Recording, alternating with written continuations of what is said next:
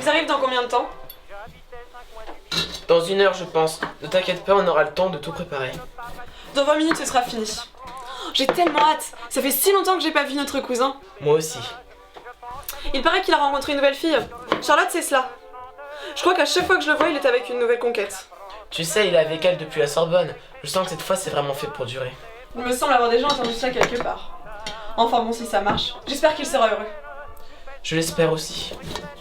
Et nous sommes encore bien seuls. C'est bien triste. Tu sais ce que j'en pense. Il y a d'autres préoccupations à avoir en temps de guerre.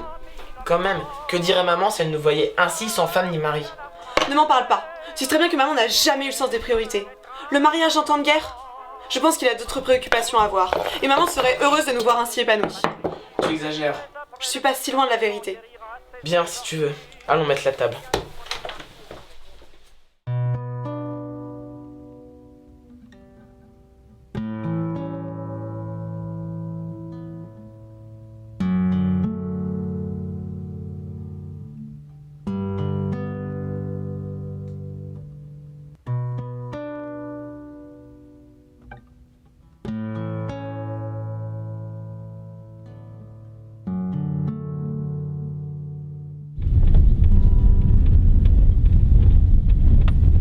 T'en fais pas, ça va bien se passer. Je l'espère.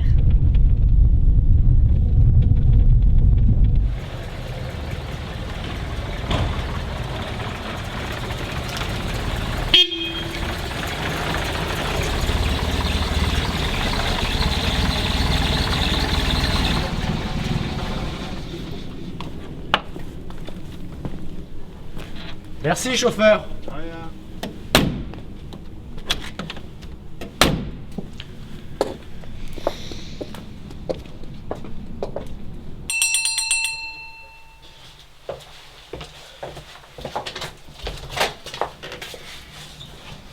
Ah, Henri. Pierre, content de te voir, tu as l'air en bonne forme. Toi aussi, tu as bonne mine, Henri.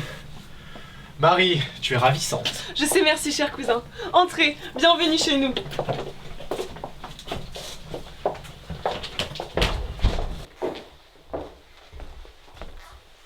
Alors Pierre, tu nous présentes notre invité? Bien sûr. Voici Charlotte, ma fiancée. Enchantée, ravie. Charlotte, votre visage m'est familier. Nous sommes-nous déjà rencontrés à la Sorbonne?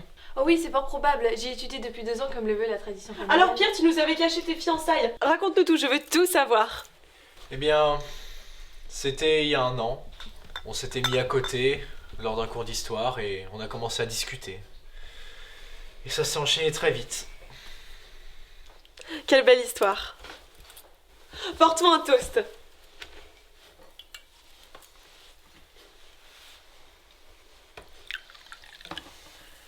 Charlotte. Merci beaucoup. Alors Pierre, tu continues toujours à étudier les sciences politiques? Bien sûr, je suis toujours dans la même branche. Merci. Et toi?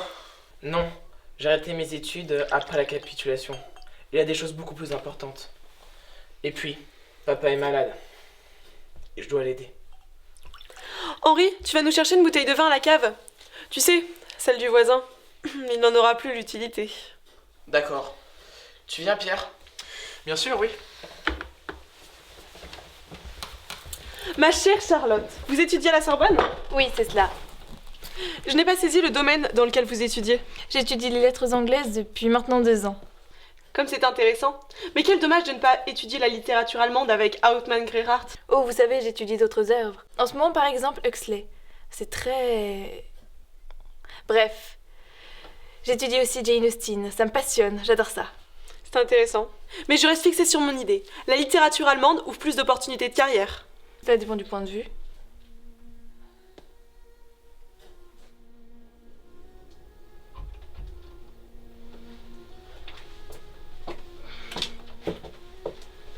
Tu pouvais pas trouver un accès plus facile? Fallait le demander au voisin.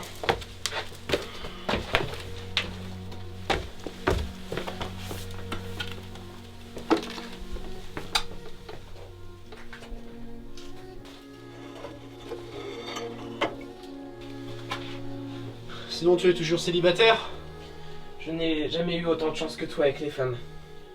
Henri, il faut que tu arrêtes d'emmener toutes tes nouvelles conquêtes à l'Opéra Garnier pour voir la damnation de Faust. Tu sais très bien que l'endroit est mal réputé. Quel est le problème? C'est surtout sa fréquentation depuis l'occupation. Enfin, c'est rempli d'officiers allemands. Je ne vois pas en quoi c'est gênant. Viens, je vais te montrer la maison du voisin. Si tu vois quelque chose qui te plaît, n'hésite pas et serre-toi. Allez, portons un toast. À votre mariage prochain.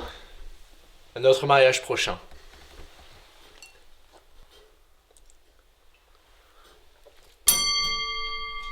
Bon, passons à table, ça devrait être prêt. Charlotte, mettez le poêle, je vous débarrasse. Merci beaucoup, Marie.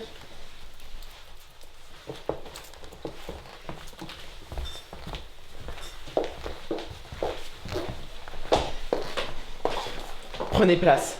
Charlotte? Merci beaucoup.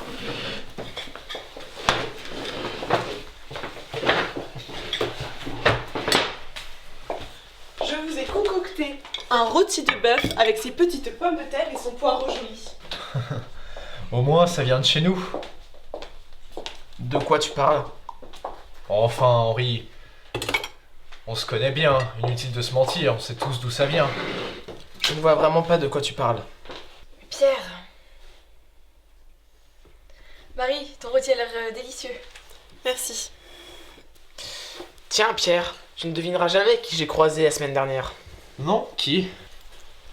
Jean, je marchais avenue Saint-Lazare. Jean, le frère de Georges? Oui. Tu as des nouvelles de lui? Ça fait 6 mois que je l'ai pas vu, et aux dernières nouvelles, il était parti faire ses études en Angleterre. Ce n'est pas ce que j'ai entendu. Ah bon?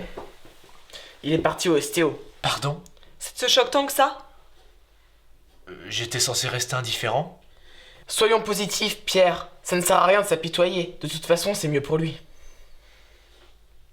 En fait, tu te fiches royalement de ton meilleur ami? Ça ne sert à rien que je t'explique, tu sens que je ne comprends rien. Tu trouves toujours un moyen pour provoquer des ennuis. Ne change pas de sujet, s'il te plaît. Ton meilleur ami a été embarqué par les Allemands, tu le reverras peut-être jamais, et toi, tu t'en fiches complètement? On ne peut rien changer. Ce qui compte, c'est que maintenant il se montre plus utile. Plus utile? Voyons le bon côté des choses, Pierre. Certes, il va nous manquer, mais lui, au moins, il sert l'Allemagne. Mais vous vous rendez compte de ce que vous dites?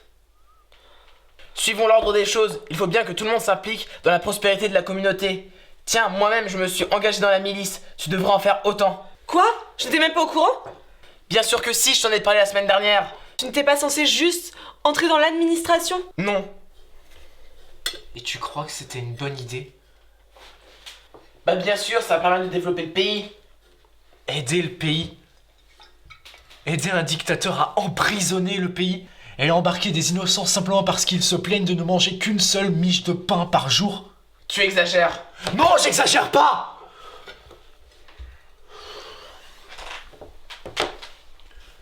J'ai vu un vieux sénile dénoncer son voisin parce qu'il lui avait pris 2 carottes pour nourrir sa famille. Sa femme se retrouve toute seule avec 3 gosses. Ah, c'est sûr qu'ils aimeraient bien l'avoir, hein, ton rôti, avec ton poireau joli. Et qu'est-ce que je peux y faire? Mais lutter contre!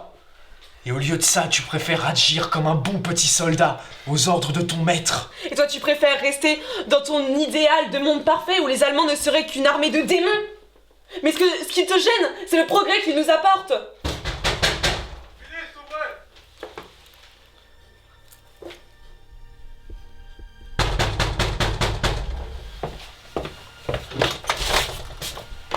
Milice française, vous êtes tous en état Mais d'arrestation. qu'est-ce qui se passe? Hier, j'étais avec Joseph Darnan. Vous savez bien.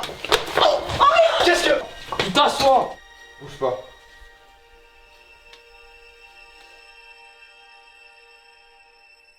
Mademoiselle, il faut leur nous suivre.